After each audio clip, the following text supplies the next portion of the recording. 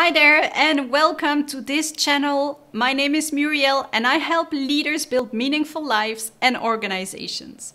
And today I'm interviewing Ségolène. And Ségolène, she has a great online business that is very successful and that is still growing while she only works a couple of hours per day.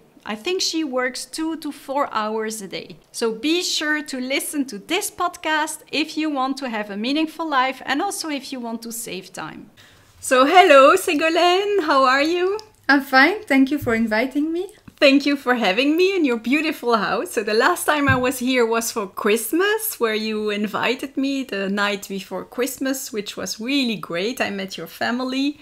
Yes. And it was really, you're really generous because it's not that we know each other that well. Mm-hmm. And still I came here with another friend of ours and that was really great. And in the last 2 or 3 years, I got to know you a little bit better, and I thought I really wanted to interview you for this podcast because I think the listeners can benefit from your life, your meaningful life, your lifestyle, the career, the choices you make, and that's why I wanted to interview you. But what I suggest is that we first start with describing a little bit your career, how you got to where you are today. Yeah. So my career, basically, I have started my career at Procter & Gamble. I've worked there 13 years. My last job was managing an organization, the Belux organization, pretty much by myself, actually. So I have full freedom, a lot of talented people surrounding me.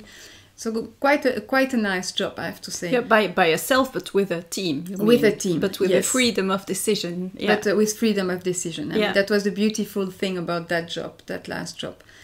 And then after 13 years, I've decided to leave Procter & Gamble. Very big decision, not an easy decision. It took me a long time to take that decision. Actually, I think it took me easily 2 years. And I started after 1 year of reflection and thinking a digital company with 2 associates. So I joined actually an existing startup company. Totally different job, very entrepreneurial spirit, but I love it. So it was really a 180-degree change in my life. Yes. And it was not an easy decision. Huh? You said you took a year of thinking and a year of calculating as well, knowing you. Exactly. So for me, of course, changing job is a difficult decision, especially when you are in a multinational. It's a little bit a gold cage. Financially, it's also a big decision to take, to start from scratch in a new company. In a new enterprise, a new company which was digital. Digital was not at all my area of expertise. So a very big challenge, I have to say. Yeah, and why did you decide to leave Procter & Gamble? After, I would say, 11 years at Procter. So I left Procter after 13 years. But so 2 years before leaving, I started to think, okay, my batteries, which were full of energy at the beginning of my career, started to go down a little bit. I had less energy. I was kind of exhausted.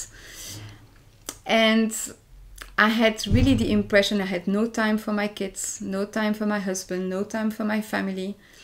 I loved my job, but the balance I had in my life was not the good one. So I start thinking, okay, what could I do to change that? And the only option I saw in front of me was really to change my life totally. Yeah. And that's what I did. Yeah. So let's fast forward now to today's life, because today you really have this great life, a great house, a great life, a great company. Can you describe that life a little bit? Very big difference versus my life before. So today, I would say, if you talk about hours I spend on my job every day, I would say about 4 hours a day. That's great. 4 hours a day is great if you compare to the hours I was working before. So yeah, 4 hours a day, and we have tried basically at Kadolog. So Kadolog is the company where I work today. We try to automatize all our processes. We try to free up as maximum as we can time for ourselves. By automatizing all our processes, we have, I think, managed to spend good time basically with our family and our friends and my kids, especially my kids. Yeah. So 4 hours a day is kind of a dream, if I compare to my life before. Yeah, indeed. Sure. And can you a little bit describe what your current company is doing? Yes, so Kadolog is an online platform. We're doing a birth and wedding registry. So people can come online, make themselves the wedding registry or birth registry. And so it's a totally automatized system. I mean, it took us some years to put that in place. But today we have a running business, and basically in theory, we could leave on holiday for 2 months and the business would still be running without us, kind of. That's great. And Yes. how many employees do you have, or is it a big company? Or? No, so that's another thing. We are 3 associates, so I'm working with two guys, IT guys. We have no employees, and that's really a choice we have made. We work with an army of freelancers, helping us in all the tasks we have to do in our business, but we don't have employees, we don't have offices, we are all working from home. We spend absolutely no time with managing, coaching people or those kind of things today. So this, of course, free up a lot of time to think how we can improve the company, how we can make new projects, how can we increase the business. So we really spend time on those questions and not so much on the administrative task today. Yeah, but how did you manage to do that? Because running a company, there are a lot of things that you need to do every day, a lot of activities. And how did you manage to do that and to be able to go on holiday, the 3 of you, and the company is still running? Because that's the life everyone would like. Only work 4 hours a day and the rest works pretty well. And you have this amazing house and the great life with the children. So how did you manage to organize that? We are working on every single project we launch on Kadolog. We are always asking ourselves, how much time does it take? Do we have a good return on investment with that project, but also a good return on time? Yeah. And that's the main focus. At Procter & Gamble, I was constantly thinking, what is the best return on investment? What is the best project for that? Now the question is, okay, does this project have a good return on investment? But even more important, a return on time. So if a project takes too much time, sometimes we just give up a project just because we don't want to spend so much time on it. And it's so a you're very all different 3... mindset. Yeah, that's great. So the 3 of you are very aligned around that. And that's another part of the secret. I think I have associated myself with 2 other guys which are totally on the same line. They also take as a first focus for themselves their family, which is the same for me. So we are really spending a lot of time to understand the business, understand how we can increase the business, but we really try as much as possible to eliminate all the things we can automatize. So that's a little bit the secret of this business. And of course, being digital helps a lot. Yeah. So that's the beauty of it. Yeah, so the 2 secrets is first the purpose. It's really an objective of yours to have this life and of all 3 of you. And secondly, try to automate everything. Well, Yes. no, maybe secondly, think about the return on time. And then thirdly, automate everything that you can and work Yes. with external people. Yes. So everything we cannot automatize, because there are things you cannot automatize, like when you need a good graphism or a nice layout, or you need to make an advertising or whatever. This we have externalized. Yeah. So what you cannot automatize, you externalize. Yes. That's a little bit the idea, and we try as well to train our people or the freelance we work with to be independent and to be able to work kind of on a standalone. So that helps, of course, a lot. Yeah, that's great. That's great. Yes. And so looking back, because a lot of the listeners are not having a startup like you and I have today. They're working in big companies, and a lot of them are really working really hard. And so when we listen to your story, what could you tell them? What would you know with the knowledge that you have? What would you take back to your time when you were at Procter & Gamble to bring there? I think we have been at Procter & Gamble spending a lot of time in meetings, spending a lot of times on administrative tasks that we could easily automatize. But we didn't have the system in place. I mean, when I was working in a huge company with a lot of opportunities to make automatization of things, and we were not doing it. So every month we had reports about our volumes, our sales, the turnover, everything. This today in my current job, I just have a button.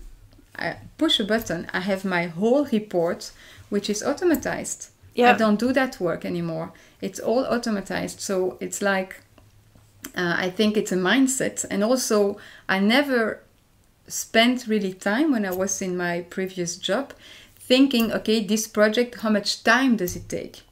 The question your management will ask you is like, how much it costs? Yeah, exactly. But the time you spend on it is not really a question we ask ourselves. And I think it's a pity, because all the time you spend sometimes on a project is perhaps time you will not spend on something else, like just thinking, traveling, looking the world around, getting ideas from your competitors, spending time looking outside. I mean, that's the way you think out of the box. When you stay in your box, I mean, it doesn't make really sense. You don't have the ideas coming up, but by traveling, by seeing the world outside, to have time to enjoy a little bit life, you also see with a fresh view your business. Yeah. So honestly, I think we are much more efficient than what I was in the past. Yeah. So what you would advise is try to automate a lot. Automatize as much as you can, and really have this focus on, for every single task you do in your business, what time I'm going to spend on it. Yeah. Does it worth the time I'm going to spend? Sometimes a project is great. It's going to bring you, I don't know, 20% increase in your business, but it's going to take a lot of time. So the question is always, do I want to sacrifice this time to get 20% increase? Yeah, indeed. And we never ask ourselves that kind of questions in big multinational. I mean, at least I never had that question myself in my career when I was in multinational. No, but it also means for a lot of people, because some people might listen and think, yeah, well, but I don't have that choice. People just say you have to do this or that. And that's also when I try to say people, yes, you always have a choice and you can always say no. Because I believe that you say no to a lot of things, a lot of opportunities, or even a lot of things that could be fixed or could be better, but still you don't think it's a priority, so you say no. So I think it's also a question of learning to say no to Indeed. Opportunities, to people, to Indeed. your boss. Indeed. We had the opportunity some years ago when I started at Kadolog to launch the South America business. There is a big potential there for our business. But the time to spend, the fact that we had to travel there, to be all the time in South America for me was not an option. For all those reasons, we said we're not going to launch the business. Yeah. Whatever business it is, I mean, yes, it was a huge business. We did a market study, but we decided for a time reason, we're not going to do it. It's really a question of choice, and of course, every week, not every day, but every week, we see opportunities, and we just say no to many of them for a question of time.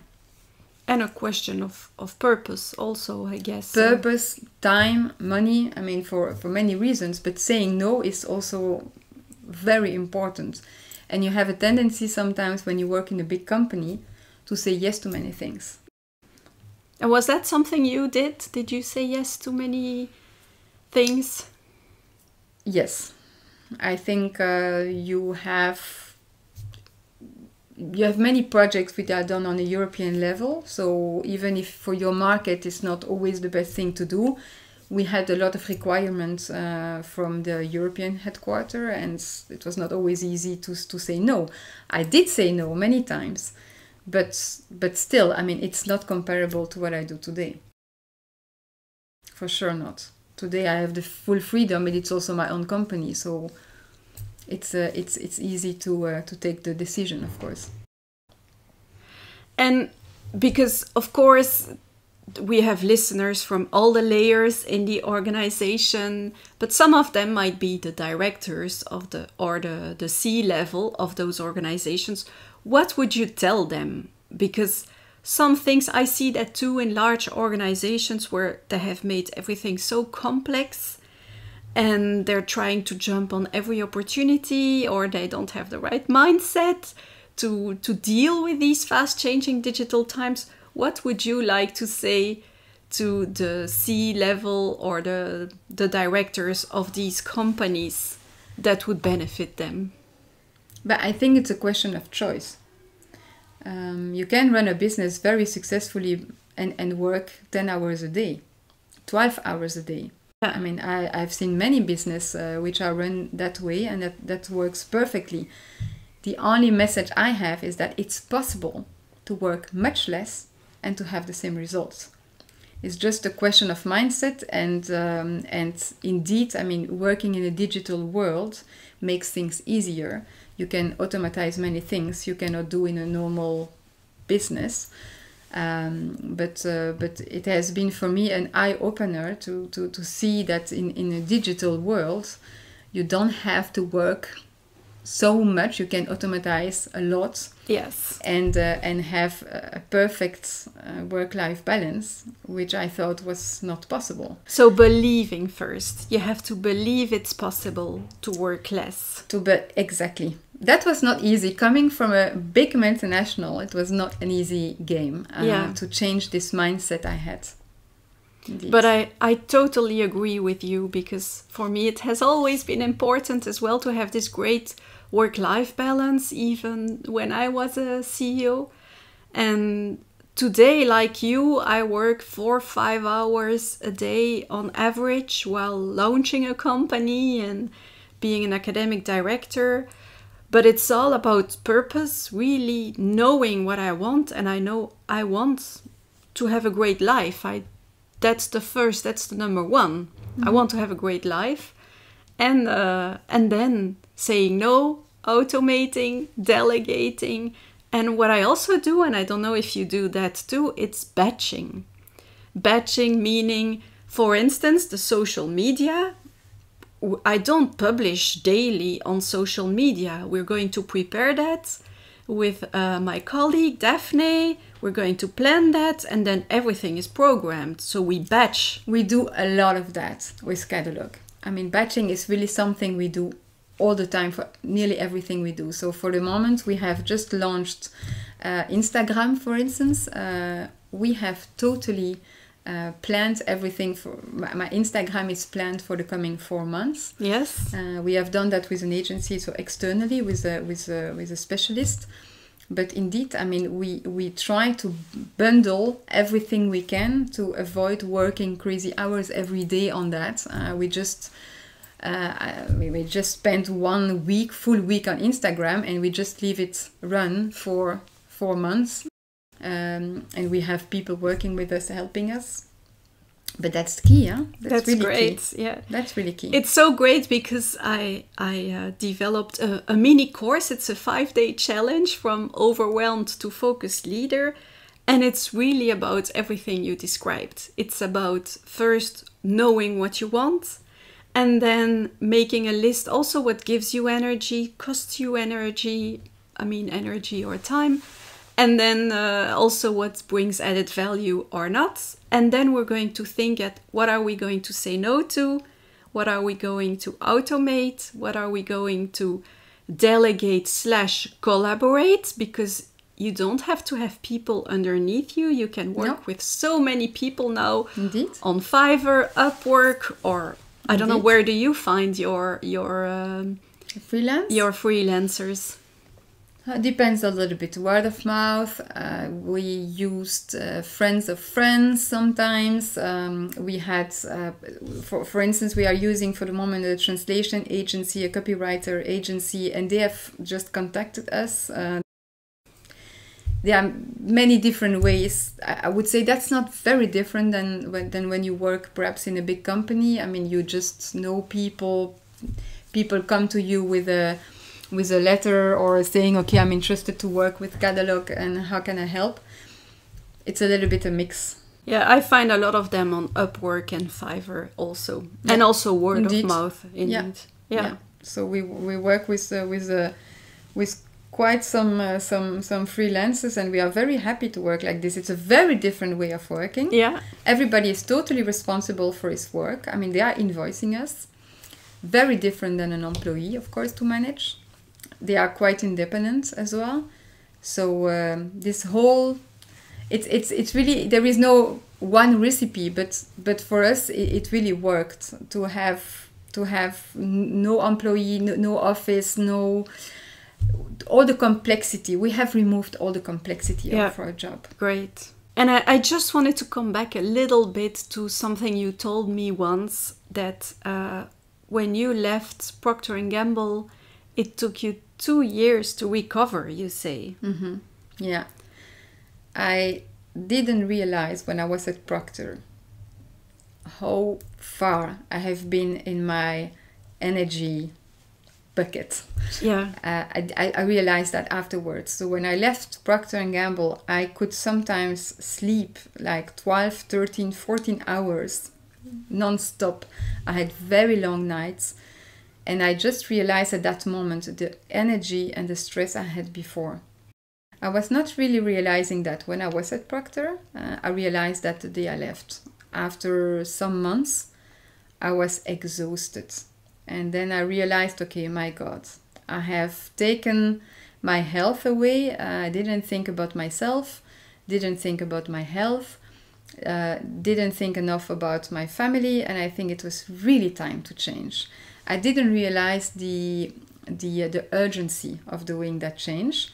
I realized afterwards that it was so needed, essential in my life to change. But I realized that afterwards. When you are, it's like this frog, you know, in this pan, and you boil the water, and you just the frog in the pan, and you just it's boiling, and you just don't realize it, and you stay in your boil, your casserole, in your boiling water, and afterwards, when you leave and you look at it, you're like, oh my God, what a life I had. That was not really a life. I was passionate about my job, but that was not really a life, to be honest. And I had a little bit the same. I was very good at hiding things even to myself. And I wasn't noticing the effects of that stress and of wanting to do everything that was expected from me, because we've been educated like that. I didn't notice the effect it had on my body. And I see that a lot now in other leaders or other people working in organizations. They are pretending that everything is okay, that they like their job, but the effect it has on them, on their family, on their body, on their mind is really huge. And And that's something I really would like to change, because it's so... It's a shame that it's happening, because it can be different. You can have a great family life and a great career, but it starts with maybe first acknowledging that this stress is coming, is happening. And the thing is also, I didn't have the chance when I was working in that big company to really have women or men who had a work-life balance. They all say we have a work-life balance, but honestly, looking back, this is a joke. Yeah. I mean, those people had no work-life balance. Having a work-life balance is not coming back at 6 o'clock or 7 o'clock in every evening to see your kids 1 or 2 hours a day. That's not a good work-life balance. It can be for some people. I mean, I think there are people who live perfectly like this and they are fine like this. But a lot of people would love to have another work-life balance. And I really realized that the day I left. When I was within Procter, I mean, I had all my colleagues which had the same life than me. I mean, we all had a bit the same life. So you don't really realize what you miss. Yeah, exactly. And the day you leave, I mean, it took me quite some time, but the day you leave, after 6 months, 1 year, you start realizing, whoa, this is not the life I want. I think I have made really the good choice. But it took me some time. But I believe you don't necessarily have to leave the company. I think a lot of people now have realized the other life they could have just with the crisis we've just gone through or still are in, the corona crisis, where a lot of people have to work from home. For some of them it's really hard with the kids, of course, and no cleaning lady and going from one meeting to the next. But for many of us, it made them realize how important it is to be there for your children, for your partner, for your family. Yeah, but imagine a life without corona. Yeah. Imagine a life where you stay home, you work from home, you don't have your kids, you have the help and support you normally have, your cleaning lady, whatever, if you have one. I think you realize you can sometimes do your job much better. Yeah. You don't have so many meetings, there are many tasks that you don't have to do anymore. And then you start realizing, actually, we might change our habits after this period, very strange period. And that's a good thing. I think that's very positive. If that can change a little bit the mindset of the leaders, this will help the society to develop and to evolve and to think differently about working. And to be more happy, just because I often say we're not on this planet to cross off a to-do list. No, certainly not. No, we are here to be happy and successful, of course, as well, but to be happy. And indeed, I truly believe it's possible with the right mindset, learning to say no and automating, delegating, batching, all these things will help you really get the life you want. Yeah. And also when you stop working, that's also what research shows. When you stop working, when your rational brain stops working, that's when your creative brain starts working. And that has been a big eye-opener for me. Yeah. Freeing up so much time with all these administrative things we don't do anymore, those tasks that we don't like to do, but to have more time to think how to improve the company, how to improve our processes, how to change, having new ideas, creative ideas, innovation in our business. That can only come when you have a fresh mind. Yeah, if you are totally in your box, doing your little tiny task every day, just filling documents and making reports, or going for from your one headquarters, meeting going from one meeting to the next meeting, you don't have time to think about your business with a broad perspective and a fresh eye. And I think that's really a key objective people, leaders should have. Yeah. To have free time, just to have a fresh view on their business. Yeah. But sometimes you don't even have to think about it. Sometimes indeed. You don't even think about it. You're in the shower or you're walking and then poof, you have this idea and yeah, this is what you need to do, and it can save you days or months of work just because you had one great idea. Yes. But that's a different mindset. I mean, I can totally, coming from those big companies, I can really imagine the shift it is to change the mentality. But I think it's worth it. Yeah. And I agree with you. It starts with the mindset, and the mindset of the leaders especially, but the mindset of everyone, because you are at choice. Yeah. You can say no.